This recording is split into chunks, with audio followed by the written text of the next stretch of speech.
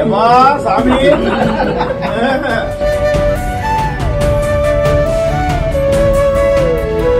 அடடா, இப்படி ஒரு உயர் அதிகாரியா?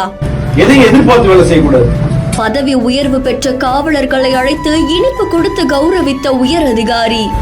நல்ல பேர் எடுத்து இங்கிருந்து அப்படியே போயிடும். எல்லாரையும் நண்பர்களா பாருங்க, நல்லா வேலை செஞ்சா உடனடியா பதவி உயர்வு கிடைக்கும்னு பேசுனது காவலர்களிடையே மகிழ்ச்சியை ஏற்படுத்தி இருக்கு. மயிலாடுதுறை மாவட்டம் சீர்காழியில மதுவிலக்கு அமலாக்க பிரிவு காவல் துணை கண்காணிப்பாளரா இருக்கவங்க தான் சுந்தரேசன். இவர் சென்னையில இருந்து பணிமாறுதல் பெற்று இப்போ மயிலாடுதுறை மாவட்டத்துல காவல் துணை கண்காணிப்பாளரா பொறுப்பேற்று பணி செஞ்சுட்டு வராங்க.